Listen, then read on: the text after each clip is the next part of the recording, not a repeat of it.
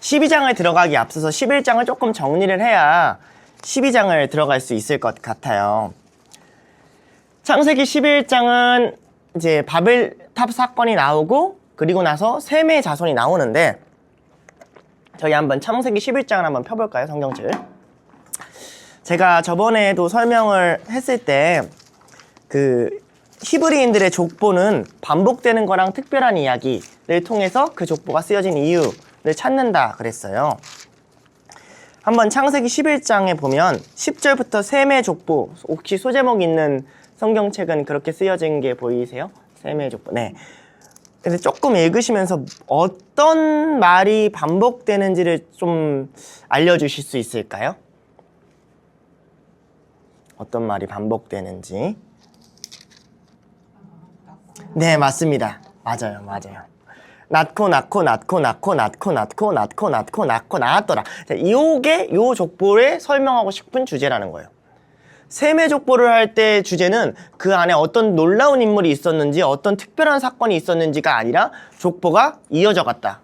그냥 낳고 낳는 인생이었다 하고 데라의 족보를 한번 끊고 가요.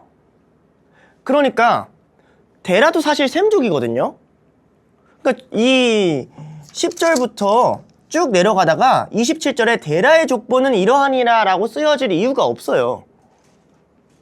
왜냐면 셈의 족보 안에 있으니까 그냥 데라가 낳고 데라가 아들 셋을 낳고 낳았더라 하면 된단 말이죠. 이 낳고가 어디서 결정적으로 끊어지는 거냐면 창세기 11장 자 30절 사레는 임신하지 못함으로 자식이 없었더라. 그는 셈의 가문 같지 않았다라는 거예요. 낳고 하다가 데라의 족보에 와서 뭔가 이 가정이 흔들리기 시작하는 모습이 보인다는 거죠. 죽었다는 이야기가 나오고 아이를 못 낳는 이야기가 막 터지는 거죠. 이 가문이 평범한 가문이 아니라 굉장히 어떠한 문제가 가득한 가문이라는 걸 성경이 의도적으로 지금 끄집어내고 있는 거죠. 그렇기 때문에 한쪽을 부각시키려고 셈 가문의 이야기를 다 죽이는 거예요. 뭐 그 사람들도 인생이 있었겠죠. 뭐 특별한 인생이 있고 삶이 있었겠지만 지금 그게 중요한 게 아니야. 그렇게 쭉 흘러내려온 인생이 어느 순간 딱 막히게 됐어. 이런 이야기를 해주는 거예요. 그럼 어떤 특징이 있었을까? 저희가 도표를 한번 만들어 봤어요. 데라의 족보를. 예, 핑크색이 여자고 하얀색이 남자인데요. 그대로 그릴 거예요. 데라가 여기 있어요. 데라가 아버지거든요. 데라가 아내가 누구였는지는 몰라요. 그렇지만 세 아들이 있어요. 아브람, 나홀, 하란. 이렇게 안 해주면 이 글로만 보면 좀 헷갈리거든요. 누구가 누구의 아들이고 어쩌고 저쩌고. 그런데 데라가 또 다른 아내를 둬서 얻은 딸이 사레예요. 그러니까 아브람과 사레는 사실 이복 남매예요. 자, 그리고 아브람은 나중에 여종인 하갈이랑 결혼을 하죠. 자, 그런데 여기 또 문제가 있어요. 오늘 말씀을 보면 굉장히 골 때리는 말씀이 하나가 있어요. 자, 보면 29절 한번 볼게요. 아브람과 나홀이 장가 들었으니 아브라함의 아내 이름은 사홀이며 나홀의 아내 이름은 밀가니 하란의 딸이요. 이렇게 나온단 말이에요. 그리고 다시 한번 반복해줘요. 하란은 밀가의 아버지며. 자, 그럼 하란이 누구죠 지금? 자, 그러니까 하란의 딸이란 말이에요. 밀가가. 이해가 되시나요? 진짜 이상하죠? 근데 이게 성경이 기록하고 있는 내용이에요.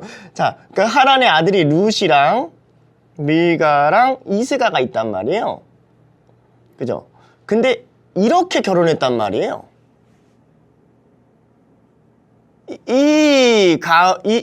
이해가 되시나요? 이게 얼마나 이상한 가문인지? 아, 룻이 아니고 롯이죠, 롯. 네, 죄송해요. 롯. 자, 그러니까요. 자, 우리가 이 집안을 통해서 배울 수 있는 지점이 있죠. 도대체 셈 족보가 낳고 해서 어떻게 됐을까? 자, 물론 문화적인 부분도 있어요. 재물이나 그런 것들이 뺏기기 싫어서 가장 가까운 친족이나 친인척들 중에서 결혼하는 풍습이 당시에는 있었다고 해요. 그럼에도 불구하고 이 지점을 강조했다는 건 이상했다는 얘기거든요. 그래서 성경학자들은 어떻게 추론하냐면 아브라함이 첫째가 아니었을 것이다 라고 생각하는 학자들도 있어요. 하란이 아마 첫째였을 것이다. 하란이 첫째였고 첫째 딸이었는데 이렇게 결혼했다가 하란이 하나님이 이걸 보고 치셨을 것이다 라고 이야기하는 학자들도 있어요. 어쨌든 확실한 건 하란이라는 이 사람은 죽임을 당했다는 이야기가 확실히 나오고 이렇게 결혼했다는 이야기가 확실히 나오죠. 자, 이 가문이 어떤 가문이었냐는 거죠. 이게 핵심이에요. 거기다가 이 사람들이 사는 땅을 한 번 더 지목해 주는데 어디서 지목해 주냐면 이렇게 얘기를 해요. 28절에 하란은 그 아비 데라보다 먼저 고향 갈대아인의 우르에서 죽었더라. 이걸 보고 아브라함이 어디서 살았다는 걸 알 수 있죠? 우르라는 땅에서 살았다는 걸 알 수 있어요. 그런데 제가 이제 강의 안에 적어드렸는데 여호수아 24장 2절에 보면 그 우르라는 땅이 어떤 땅이었는지를 이렇게 설명해요. 여호수아가 모든 백성에게 이르되 이스라엘의 하나님 여호와께서 이같이 말씀하시기를 옛적에 너희 조상들 곧 아브라함의 아버지 나홀의 아버지 데라가 강 저쪽에 거주하여 다른 신을 섬겼더니 실제로 데라라는 이름 자체가 달의 신에게 바쳐진 이름이에요. 여기 나온 하란, 나홀, 밀가, 룻, 이스가 이 대다수의 이름들은 그 당시 메소포타미아 신의 이름에서 따온 이름이에요. 가문이 어마무시한 그 우상의 아래 사로잡혀 있고 가족 안에서 결혼하는 이런 풍습이 있고 그게 하나님 보시기에 안 좋아서 누군가가 죽는 사건이 있고 그리고 나서 이 죽음을 바라봤는데 사례가 자녀가 없어요. 자, 아브라함은 자기 가문은 어떨까요? 내 인생은 어떨까요? 이 가운데 하나님이 아브라함에게 나타나서서 떠나가라고 이야기한다는 걸 우리가 알고 있어야 아브라함이 도대체 어떤 풍토 안에서 이 이야기를 들었는지를 우리가 조금 이해할 수 있다는 거죠. 그러니까 각 가정마다 심각한 문제를 안고 있는 굉장히 복잡한 그리고 세상적으로도 굉장히 불우한 아들이 아버지보다 먼저 죽는 건 굉장히 슬픈 일이잖아요. 환경과 그리고 이상한 결혼 풍습에 섞여 있는 이 혼돈 속에 있는 가정 가운데 하나님이 아브라함을 발견하신 거예요. 그러니까 우리가 뭘 확실히 알아야 되냐? 아브라함이 어떤 자격과 조건이 있어서 하나님이 부른 게 아니라는 걸 창세기 11장 족보가 드러내는 거예요. 이들의 가정을 봐라. 이들의 환경을 봐라. 이들이 뭐 그렇게 뛰어나 보이냐? 아니다. 라는 걸 이야기해 주는 거죠. 마지막으로 이 31절에 보면 데라가 그 아들 아브라함과 하란의 아들인 그의 손자 롯과 그 며느리 아브라함의 아내 사레를 데리고 갈대아 우르를 떠나 가나안 땅으로 가고자 하더니 라고 나와 있어요. 자, 여기서 가고자 하는 주체가 누구죠? 이 31절에 누가 가고자 한다 나오죠? 를 누가 데리고 가요? 데라가 데리고 가요. 자, 여기서 이제 고민이 되는 거예요. 왜 데라가 데리고 가지? 그런데요. 사도행전 7장 2절에 4절, 그건 제 강의 안에다 넣어드렸어요. 사도행전 7장 2절에 4절을 보면 어떤 내용이 나오냐면 스데반이 이렇게 설교를 해요. 스데반이 이르되 여러분 부형들이여 들으소서. 우리 조상 아브라함이 하란에 있기 전 메소포타미아에 있을 때 영광의 하나님이 그에게 보여. 자, 우리 조상 아브라함이 하란에 있기 전. 자, 이걸 이제 우리가 이해를 해야 돼요.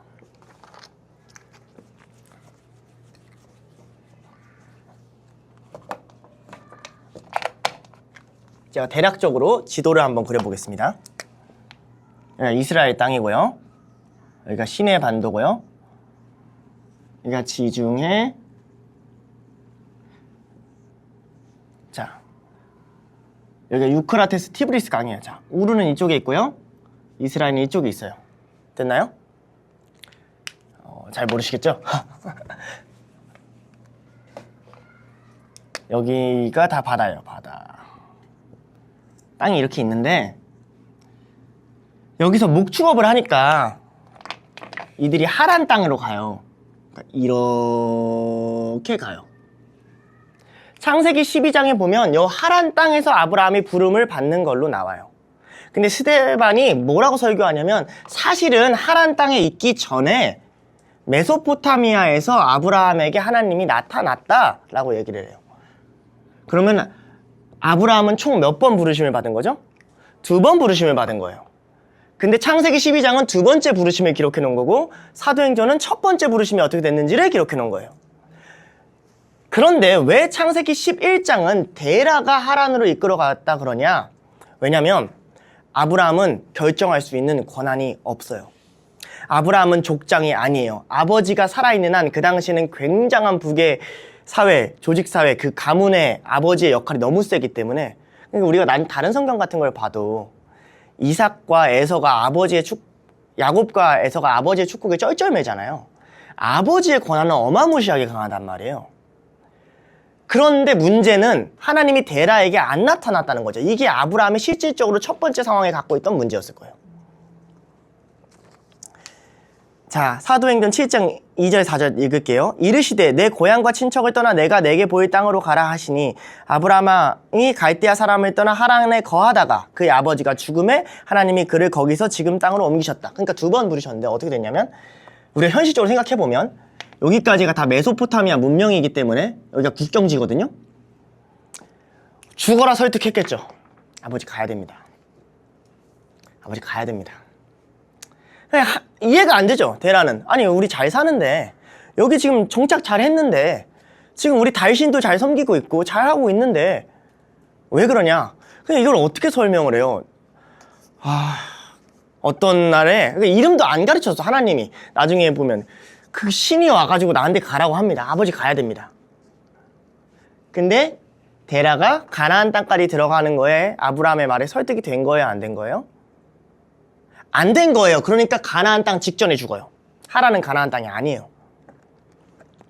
아브라함은 알고 있었어요. 본토 친척 아버지 동안 내가 정한 땅으로 가라. 가나안 땅으로 가야 돼. 그럴까지 가고 싶어. 부모가 있어. 부딪혀. 안 가. 설득해. 또 이동해. 안 돼. 설득해. 이동해. 그래서 하란까지 도착하고 거기서 데라가 죽는 거예요.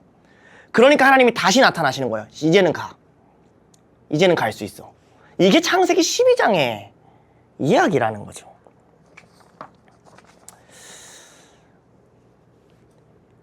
그리고 우리가 뭘 알아야 되냐면 아브라함의 믿음을 설명할 때 사실은 하나님이 말씀하셨습니까? 여러분 가십시오가 아니라는 거죠. 하나님이 말씀하셨어요. 우리는 가야죠. 그렇죠. 하나님이 우리를 하나님의 나라, 하나님의 땅까지 인도하시잖아요. 가나안 땅, 거룩한 땅까지. 가야죠. 문제는 뭐예요? 가정, 친척, 주변 환경이 거기까지 내가 한 걸음 한 걸음 가는데 그들을 설득해서 조금이라도 거기에 가깝게 가는 싸움을 아브라함이 해왔다는 게 11장에 숨겨져 있는 뒷 이야기가 되는 겁니다. 그리고 나서 12장 이야기가 들어가는 거예요. 자, 하나님이 나타나셨어요. 나타나셔서 하나님은 우리가 좀 알 수 있는 부분이 있죠. 스데반이 기록한 첫 번째 부르심과 두 번째 부르심이 거의 동일하게 일치해요. 하나님은 우리의 삶에 어떤 것을 가르치고자 하실 때 그 가르치는 내용이 완성되지 않으면 우리가 기도할 때마다 늘 동일한 응답으로 돌아오세요. 다시 말씀드릴게요. 예를 들어 하나님이 저한테 하준아 너 말투가 그러면 안 돼. 이걸 가르치고 싶다고 칩시다. 그럼 제가 하나님 학교를 위해 기도를 하든 제 아내랑의 관계를 위해 기도하든 나중에 하나님 아이를 주세요를 위해 기도하든 하나님의 응답이 동일하게 돌아온다는 점이 문제예요. 하준아 너 말투가 그러면 안 돼. 이게 하나님과 우리 사이에서 굉장히 어려운 거예요. 하나님이 그에게 뜻하시고 가르치고 싶은 게 있으면 우리가 기도의 내용과 제목이 바뀌어도 하나님은 그걸 통해서 이야기하신단 말이죠. 하나님 보시기에는 너의 말투만 바뀌면 이 문제들은 해결될 문제예요. 아브라함에 있어서 문제는 뭐죠? 여기까지 왔잖아요. 주님 저 많이 왔잖아요. 저 많이 노력했잖아요. 안 된다는 거죠.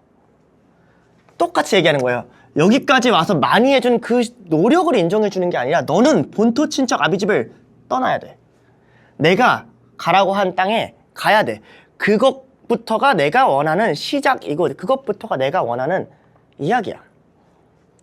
이게 선생님들과 저의 삶에 하나님이 인도하실 때 저희가 굉장히 어려운 지점이죠. 주님이 가르치고자 하는 건 하나님이 그 어떤 인간보다 더 고집스럽게 말씀하시고 가르치시거든요. 그분은 인격적이시지만 그분의 뜻은 꺾이지 않으니까. 아브라함한테도 그런 거죠. 자, 우리 3장 가볼게요. 아브라함한테도 명령이 떨어집니다. 여호와께서 아브라함에게 이르시되 너는 너의 고향과 친척과 아버지 집을 떠나 내가 너에게 보여줄 땅으로 가라.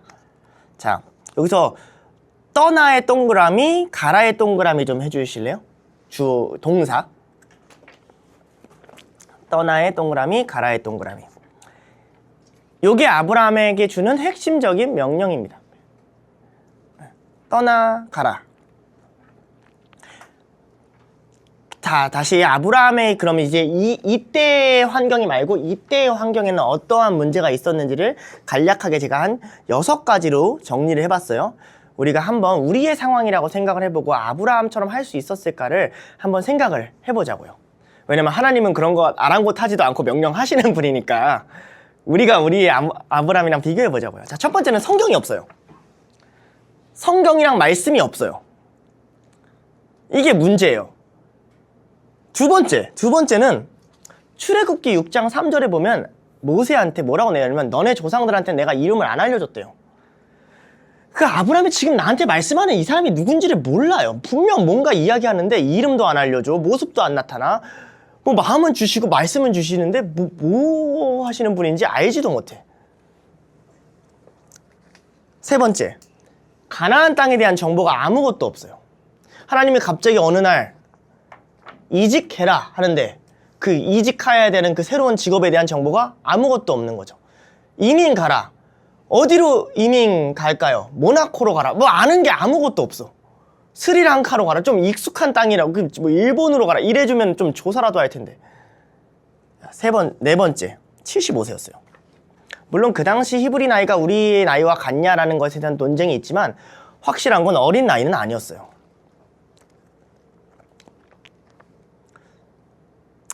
한국에 있는 기독교 안에 있는 굉장히 어려운 점이 이 지점이잖아요.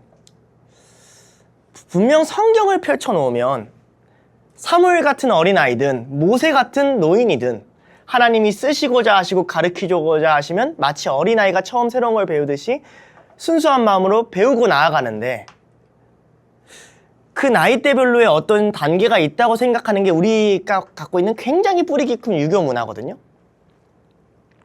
노인이니까 요것만 해도 돼. 너는 어린아이니까 이 정도는 괜찮아. 근데 기독교 신념은 이걸 초반부터 굉장히 많이 적극적으로 반대해요. 이를테면 초기 기독교 교부 중에 아우구스티누스라는 사람은 어떤 말을 하냐면 요즘 사람들이 10대 아이들이 죄를 짓거나 범죄를 할 때 자꾸 뭐라고 이야기를 하냐.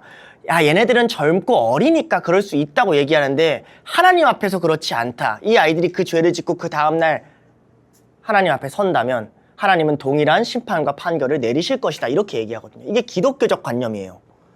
이 나이니까 괜찮아. 이 나이니까 쉬어도 돼. 이 나이는 변해도 돼. 이 나이는 변하면 안 되지. 는 세상의 관념이고요. 육을 기준으로 한. 아브라함부터 그걸 깨지기 시작하는 거예요. 첫 번째 믿음의 조상인데 75살을 불러요. 아니 그러면 안 되죠. 처음부터 가르칠 거라면 18살을 불러야죠. 18살을 불러다가 은혜 있고 은혜 충만한 또란 16살을 붙여가지고 걔네들이 가정을 이루고 으쌰으쌰해서 살아가는 우리는 그걸 기대하잖아요.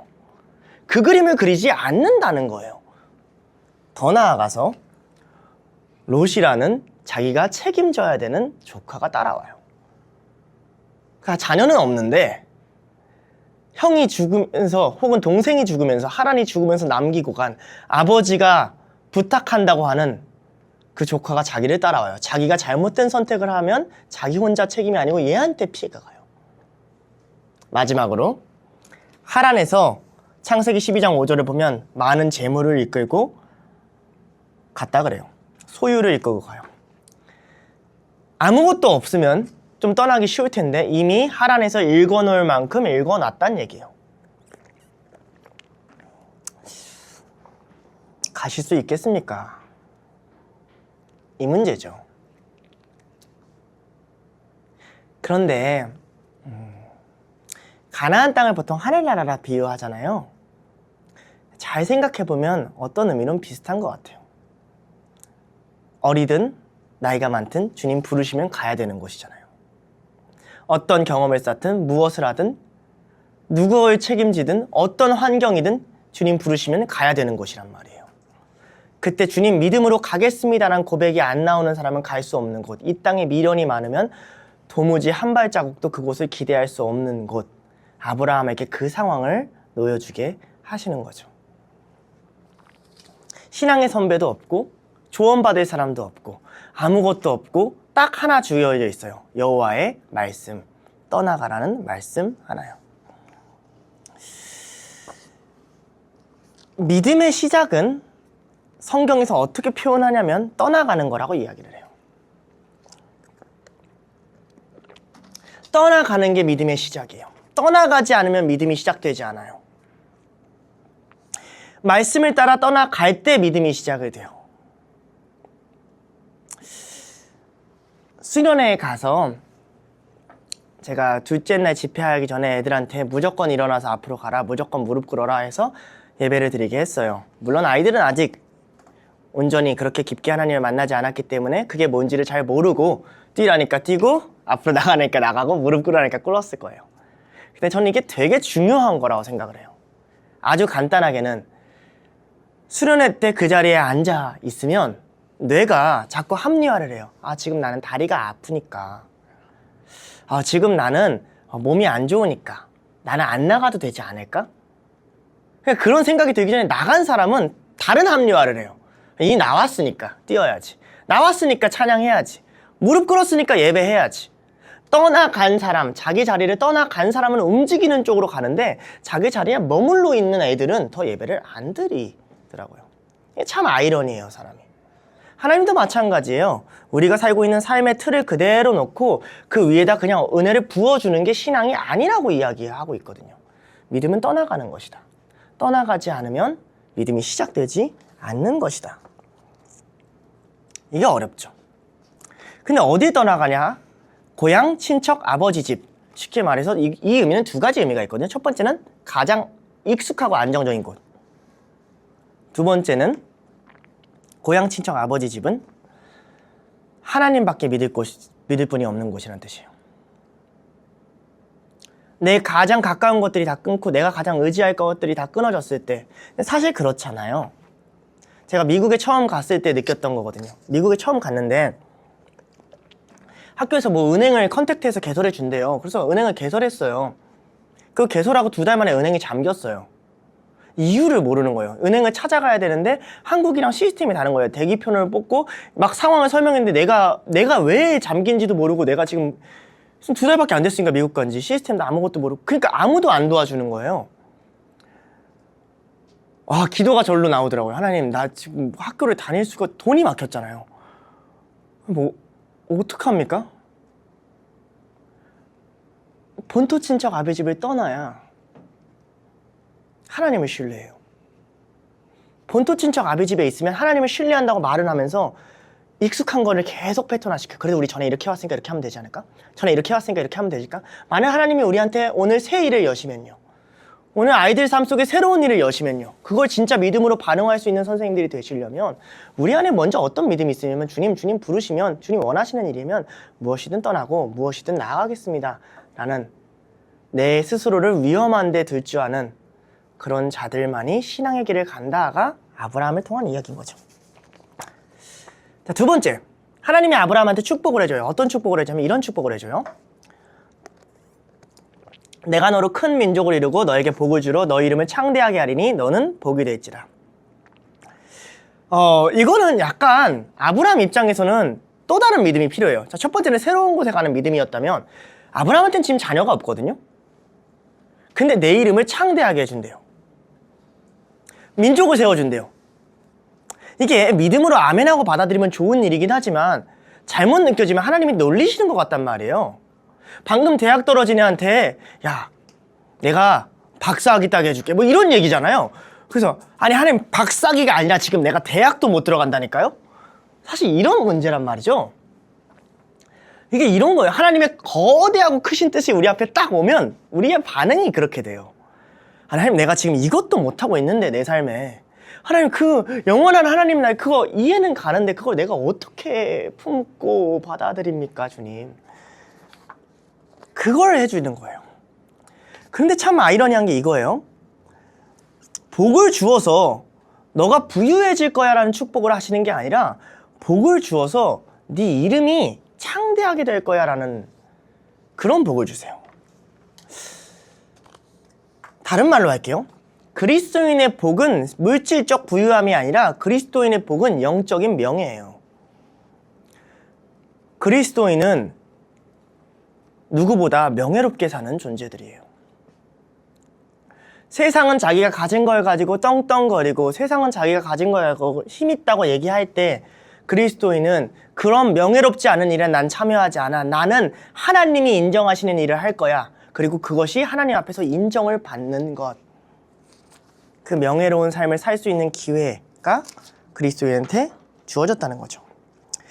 옆에다 고린도 후서 6장 9절이라고 적어놨는데 제가 그냥 읽어드릴게요. 보라, 우리가 무명한 자 같으나 유명한 자요, 죽은 자 같으나 보라 우리가 살아있고 징계를 받는 자 같으나 죽임을 당하지 아니하고. 우리가 무명한 자 같으나 유명하다. 그리스도인의 부르심이에요. 하나님, 내가 이 세상 구석에서 아무것도 아닌 것 같아. 아니야 자녀야, 내가 너를 보고 있다. 너는 유명하다.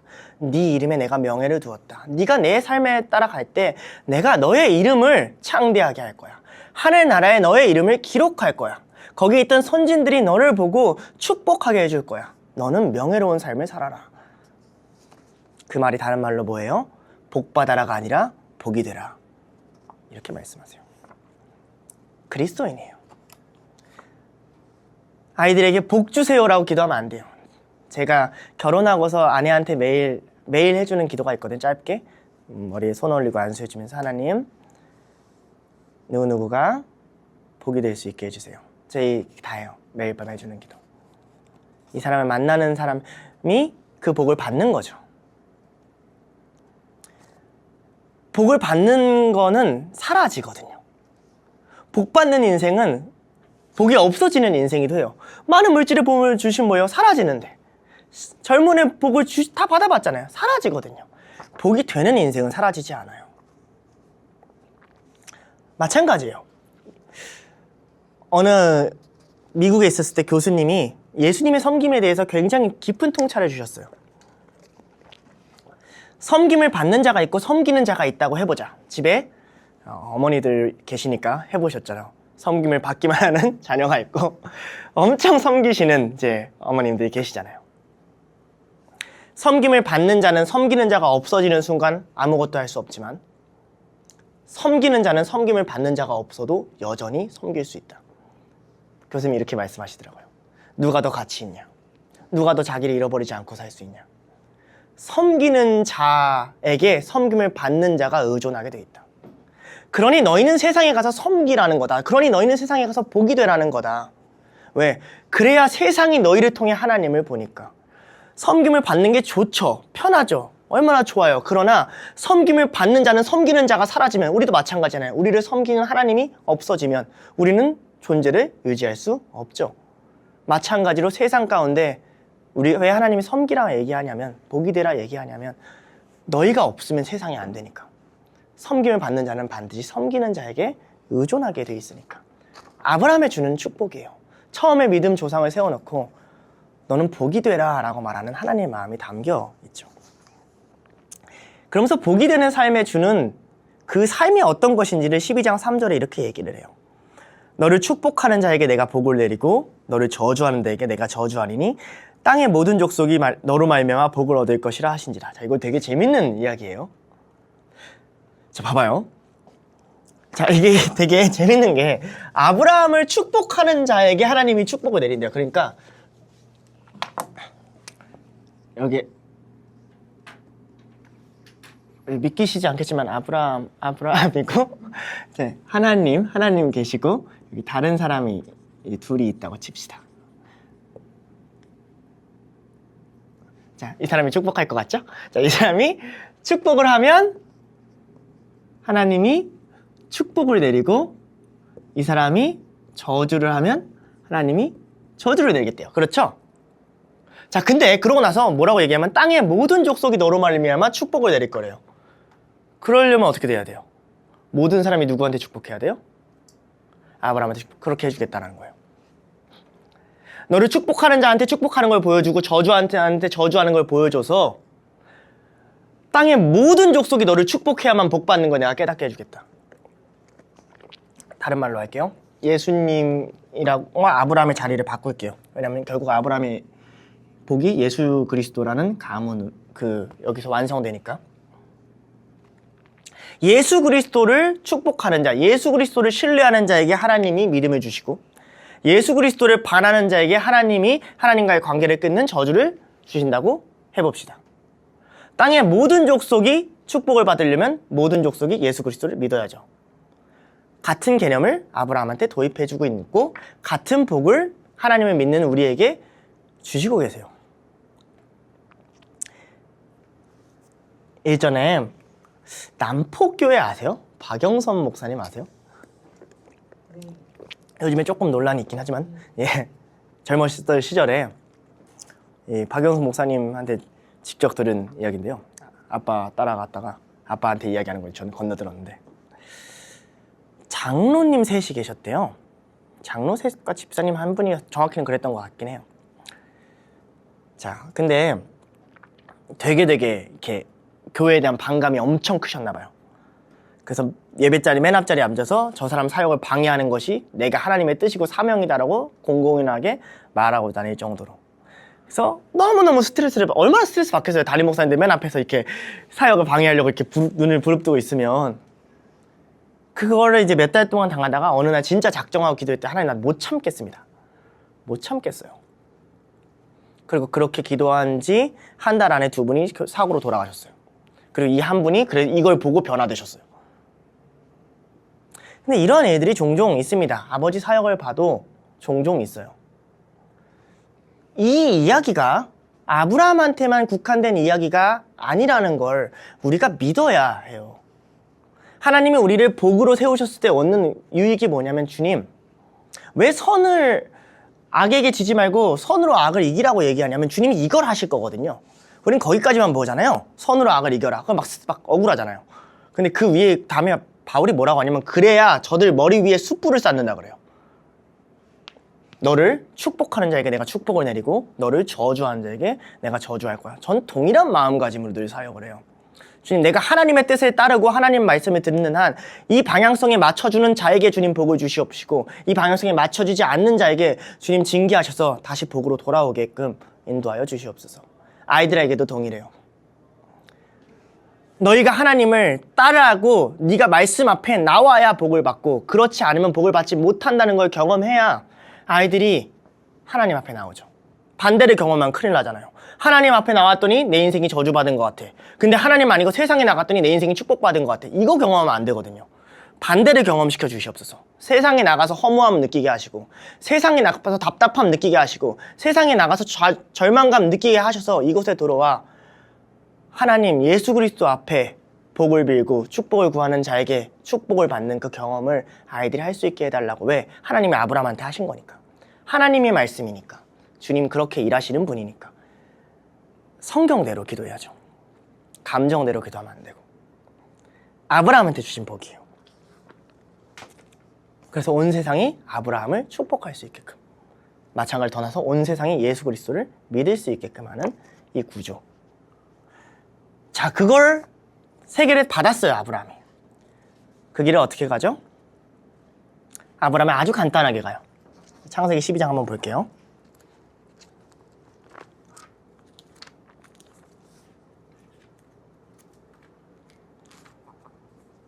자, 12장 7절 볼게요. 여호와께서 아브라함에게 나타나 이르시되 내가 이 땅을 내 자손에게 주리라 하신지라. 자기에게 나타나신 여호와께 그가 그곳에서 제단을 쌓고 거기서 베델 동쪽 산으로 옮겨 장막을 치니 서쪽은 베들이요 동쪽은 아이라. 그가 그곳에서 여호와께 제단을 쌓고 여호와의 이름을 부르더니. 자, 물론 여기서 여호와라 기록되어 있지만 실제적으로는 몰랐을 거예요. 그러나 하나님 그 신의 이름을 찾았겠죠. 근데 그가 거기서 뭐 했죠? 내려가면 내려갈수록 제단을 쌓아요. 뭐 했다는 거죠? 예배드렸다는 거예요. 좋아요. 떠나갈게요. 어디서부터 시작하죠? 아브라함은 알고 있었어요. 어디서부터 시작하는지. 예배부터. 신앙이 흔들릴 때 다시 어디서부터 시작하죠? 우리의 예배의 태도부터. 나는 예배에 감동이 있는가? 나는 여호와의 이름을 부르짖고 있는가? 내가 갈 길을 알지 못할 때, 내 길이 끊어질 때, 내 눈앞이 어떻게 될지 모를 때 나는 여호와의 이름을 부르며 그 땅으로 나아가고 있는가? 하나님의 나라가 가까이 오는데 예배부터 다시 하자. 예배의 태도부터 다시 세우자. 아브라함이 거기서부터 시작한 거예요. 예배부터 다시. 그렇게 걸어가는 믿음의 여정을 갔더라는 거죠. 자, 마지막 빨간 글씨는 정리거든요. 자, 첫 번째, 아브라함의 상황을 보면 알듯이 상황을 탓하다 보면 하나님이 주신 정체성으로 갈 수가 없어요. 핑계가 될 게 너무 많잖아요. 롯을 책임져야 돼서, 재물이 있어서, 전 나이가 75세라서, 이름을 몰라서, 인도하는 사람이 없어서, 성경이 없어서 핑계 될 건 너무 많단 말이에요. 그러나 그러면 갈 수가 없어요. 두 번째, 그리고 반대로 하나님이 부르신 길은 믿음으로밖에 갈 수 없어요. 믿음으로밖에 갈 수 없어요. 세 번째, 그러나 그 믿음으로 걸어가는 자에게 하나님은 축복을 내려주세요. 어떤 축복? 복이 되는 축복과 만민이 그를 축복하는 자가 복을 받는 그 축복을 내려주세요. 참 재밌는 게 축복의 통로라는 게 그래서요. 아브라함이 축복하고 다녀서 축복의 통로가 아니에요. 아브라함을 축복해서 축복의 통로지. 이게 기독교인이에요. 너네 교회한테 잘해. 이 땅이 교회 때문에 있어. 라고 당당하게 이야기할 수 있는. 너희 믿는 나한테 잘해야 돼. 하나님이 믿는 자를 축복하는 자에게 축복을 내려주셔. 라는 그 믿음이 자기 안에 확고하게 있는. 나는 너에게 복이 될 거라 섬기지만 그 존귀함을 잃지 않는. 그게 기독교인이거든요. 그래서 이제 한 해가 정체성이니까 아이들에게 뭘 이야기할 거냐면 죄된 것을 떠나야 여러분의 진정한 복된 정체성, 축복의 통로의 정체성을 찾을 수 있다라고 이야기할 거예요.